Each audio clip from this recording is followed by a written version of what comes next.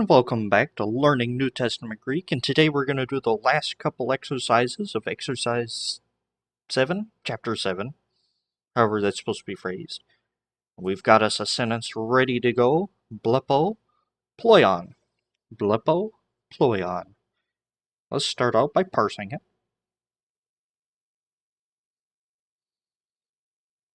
Blepo.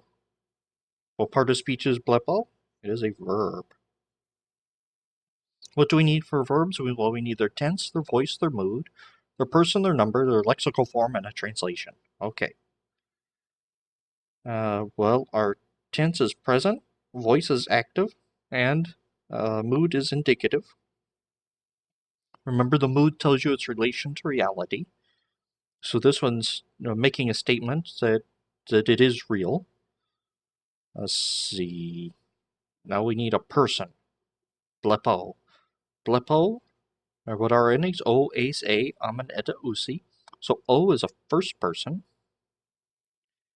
Now is it singular or plural? O, ace, a, amen, eta, usi. O is singular. Its lexical form? The lexical form of a verb is the present active indicative first person singular, so it is blepo. And how do we translate blepo? I see. Now our next word. Ploion. Ploion.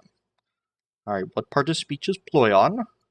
Ploion is a noun. Let's see, what do we need for nouns again?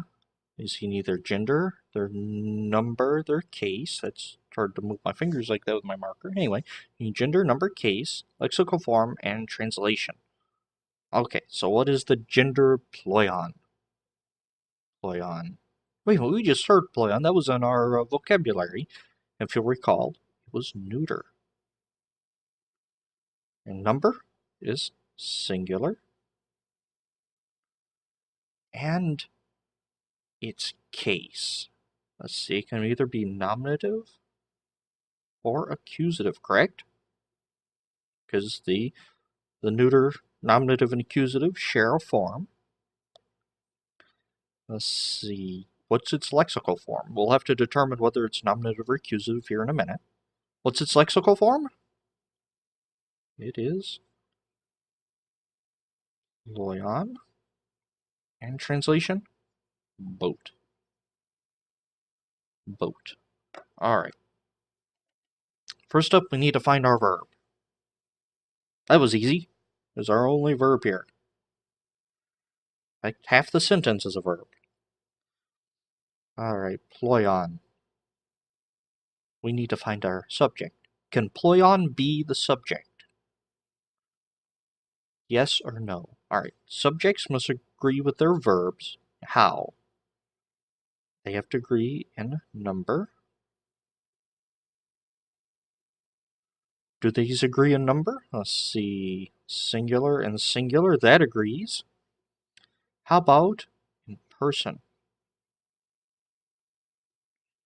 This is a first person.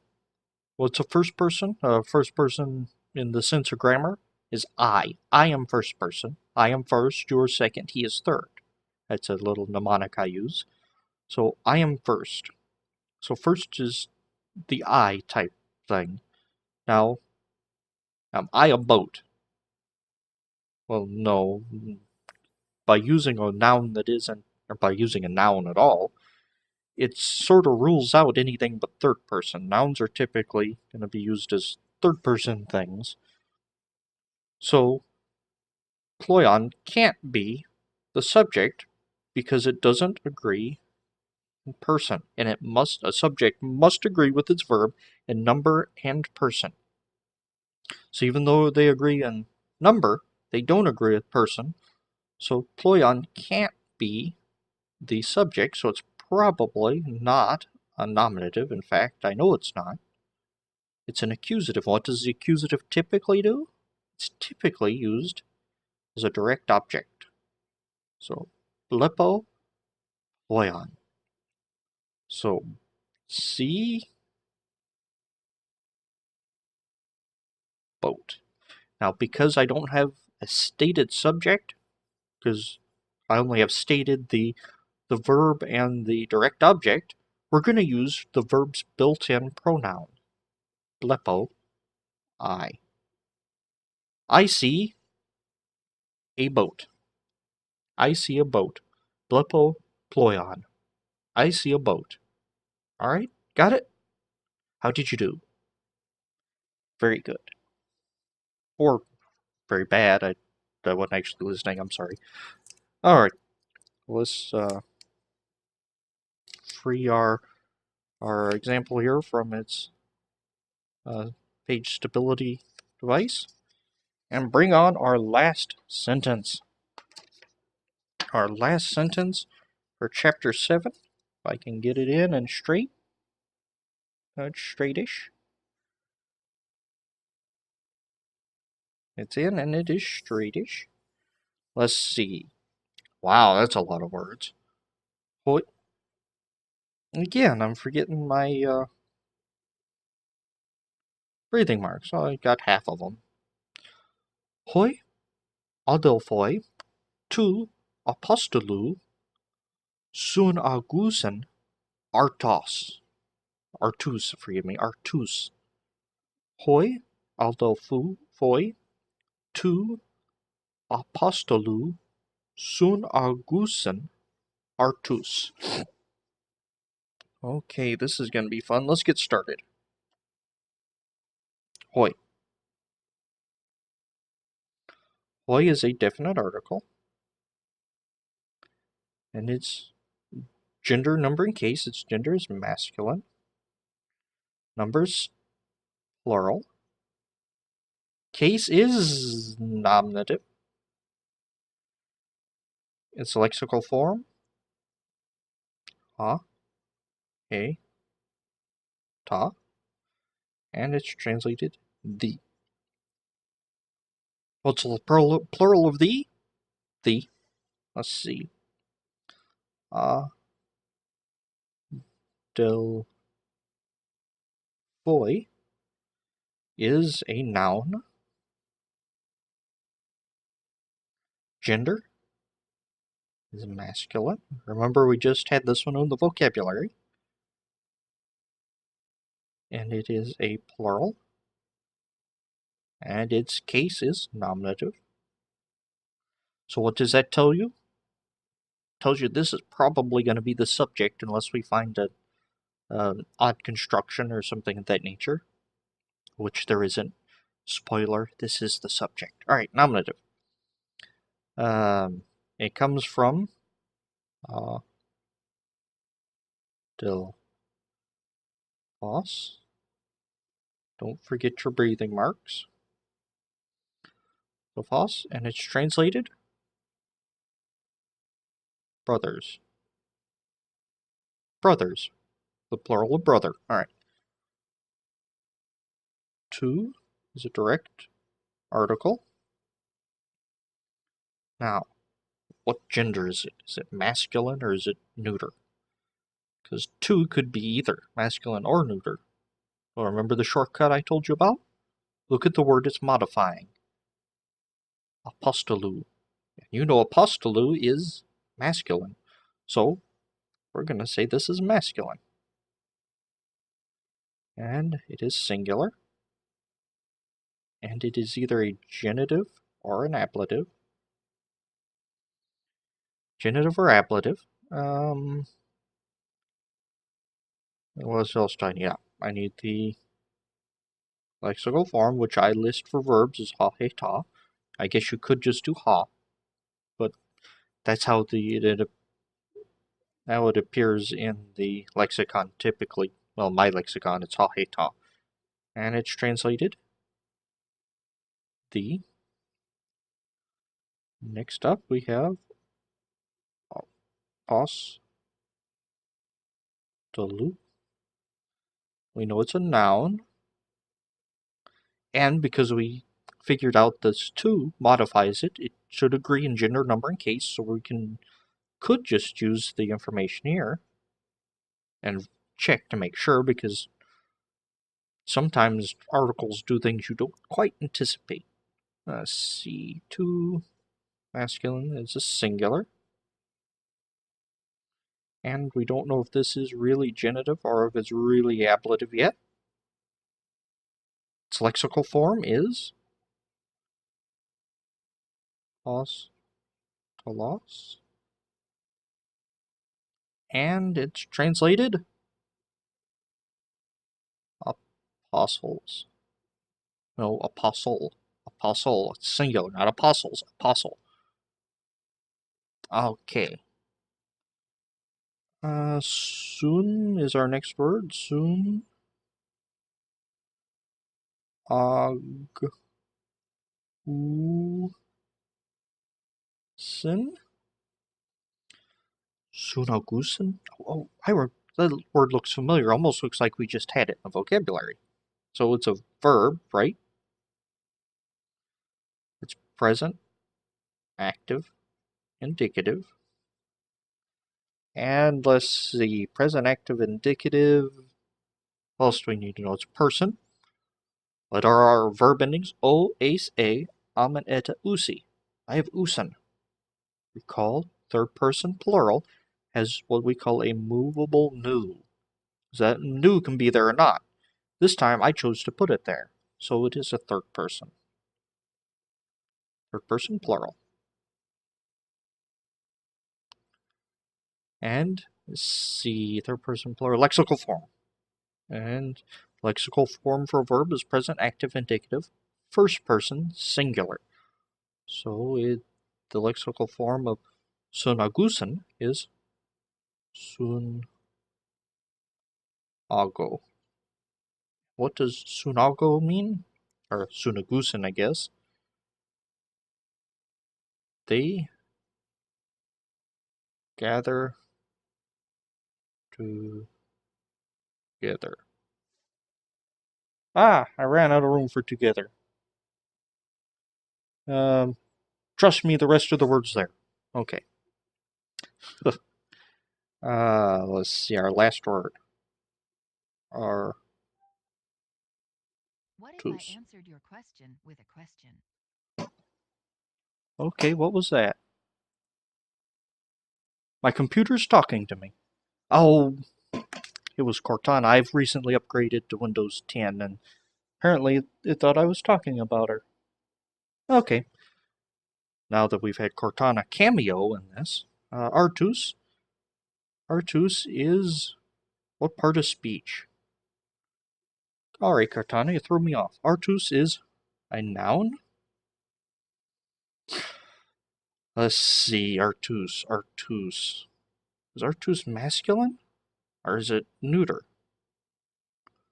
Well, if you're to go back and look up, you're going to want to look up what would the lexical form be if it was masculine?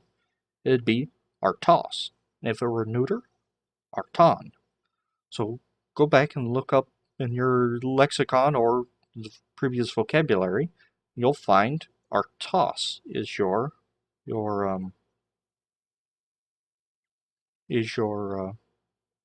form. You'll find the lexical form, so it's masculine. Artos, masculine. Number is us. Us is a plural ending. In case, it is accusative. And we just said that our tos is its lexical form, and it means breads, because it's plural. Oftentimes you'll find it translated loaves. Loaves? Loaves. Loaves. There we go, loaves. I believe in the King James it sometimes uses the word loaves. Or you could just use our English word bread, because it's sort of a plurally thing. Alright, let's see. We need to figure out how all this goes together. First up, find our verb. Let's see, we got an article, a noun, an article, a noun, a verb, and a noun. What's our verb? Sunagusen. Sunagusen. Now we need to find our subject. Subject, recall, is typically in the nominative. And so that's all our nominative, and hoi there is modifying aldofoi. Aldofoi is our subject. So we have our kernel clause, aldofoi, sunagusen. Now we just need to figure out what all this other stuff does. Let's see. We have a verb here, a transitive verb. That means it takes a direct object. So we're going to expect a direct object. What case does a direct object typically take? Not all the time, as we saw last time. The accusative. And we have an accusative with artus. So that's probably going to be our direct object. But we need to figure out what to apostolou is. Oh, this is the one that's either genitive or ablative. So how do we figure this out? Well, we use one way is to use our helper prepositions. So, hoi, aldofoi, the line frame, yeah, the brothers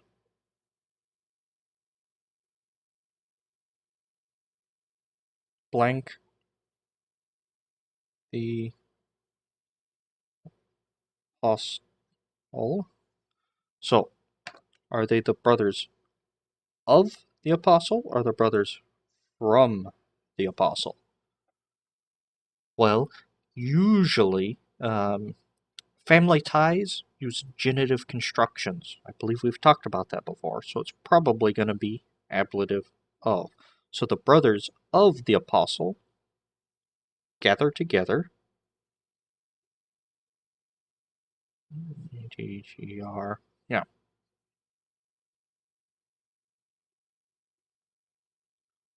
Loaves. Now you could say bread. I like loaves because it gives a distinction that it isn't a bread singular, but it's a bread plural, and you could say loaves of bread. Understood of bread. I like if there's a question about something, I like to make a clear distinction in English. That's why my first year Greek teacher, when I was back in college, wouldn't allow us to translate the plural pronoun of you as you. He made us use ye, so he knew when we were making a mistake, or if we got something wrong, he would know, oh, they got the number wrong there. So that's why they came up with this funky translation. So whenever there's a distinction to be made, or any sort of ambiguity for my personal study and translation, I like to make a distinction. Loaves here, or loaves of bread, make the distinction that artos is plural. So they aren't gathering together a single loaf, but they're gathering together loaves. So they're putting loaves together. So that's just a thought. When you can avoid ambiguity in your studies, it'll help you out a long way, because when you go back and you say the brothers of the apostle gather bread, he says, okay, they were gathering bread. Well, that might not make a great deal of difference here, but in other places it'd be nice to know that, oh, this was a plural bread. So there were more than one breads that they're bringing together, whether type of breads or individual pieces of breads. And that's neither here nor there in this example. But try to avoid ambiguity in your translations. I like to do a strict literal translation that tries to draw out the most Greek it can. I also like to try to keep it a little smooth, although that's hard to do sometimes, and we'll see that. All right. So how did you do? That was our last one, right? Yep, I ran out of paper. That's our last one.